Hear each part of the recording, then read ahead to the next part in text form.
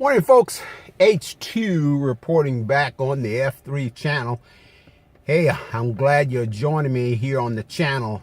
And this is the channel where we're going to talk about primarily three things, and that's finance, fitness, and faith. Because I believe those are the foundational things that you need in order to really have a prosperous life and really to have a balanced life. So just wanted to get back on the channel this morning as I sit out here in the parking lot. I'm over at the Johns Hopkins Applied Physics Lab this morning, and while I sit out in the parking lot having a little dark roast with cream, waiting on my compadres to show up here, I thought I'd get back on the channel and chat at you. So, you know, I think I posted this before about, you know, being a millionaire is great, but there's more to it than that. And so while it would be great to have $1 million stacked up in hundreds, just to touch and feel, that would be awesome. But at the end of the day, it means more than just having a fat bank account. And so I just like to offer up a few things that if you are a millionaire, chances are you have several of these areas covered. So first, let me define what a millionaire is.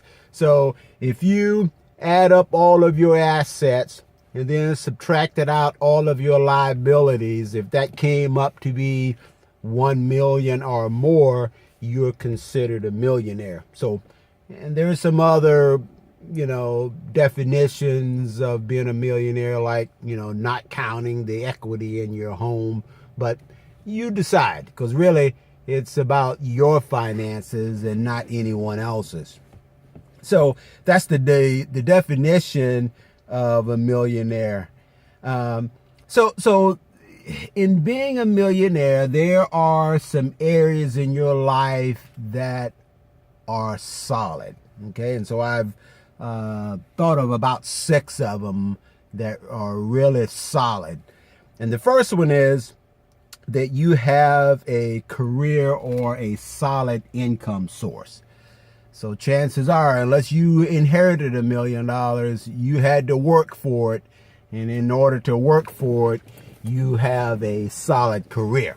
Now, obviously, those that are still out there trying to find their way in terms of developing a career, changing a career, or, you know, bringing online several sources of income, you still have a little ways to go. But for the millionaires, chances are you have that area solid. The second one is a retirement plan. So most of the time when we think of a retirement plan, we think of company 401ks or maybe an IRA, or will that be a traditional or a Roth? That's what we think of, but that's not necessarily everything that goes into a retirement plan, because a retirement plan is really about when you stop working for a living, will your assets continue to pay you and support the lifestyle that you want? That's a retirement plan. So if you did not contribute to a 401k or establish an IRA, but you've accumulated some income producing assets, that is a solid retirement plan. All right. The third one is college costs. You have a solid plan for college costs. So if you have a family and you have plans for your children to go to college, which I hope that's what you are planning, that you have a solid plan to finance that. So just a quick story. You know, about 17 years ago, I was reading an article that said, hey, it's going to cost, you know, by the time you're newborn, if you're having a newborn right now, by the time they go to college, college is going to cost $250,000. I said, that is ridiculous. There's no way college is going to cost $250,000. Well, here we are, 17 years later, and $250,000 would be a steal. Many people have more than that in college debt, and that's just not the college costs. That's just what's left over after they have done all they could in order to get a degree. So, college cost is real. And so there is a new article out just a few days ago that said it's got, 17 years from now or 18 years from now, college cost is going to be $500,000. And so, as ridiculous as that sounds, I am now a believer that yes, it is very likely college will cost $500,000 in 18 years. So if you have children, start as, by the time you're looking cross-eyed at mama, you need to have a college plan started and start funding that thing as you go along. Okay? So the fourth thing is a medical care plan. And so that includes everything from current medical costs and long-term medical costs. If you're a millionaire, chances are you have that covered. And so if you're not a millionaire, you need to get it covered. Because I'm telling you right now, much like I'm not sure which one is worse, college costs or medical costs. Both of them are on a runaway. It's a runaway train and doesn't seem to be slowing down for anyone. So get yourself squared away in terms of covering your medical costs, both right now and in the future. The fifth thing that you likely have a solid plan for is housing.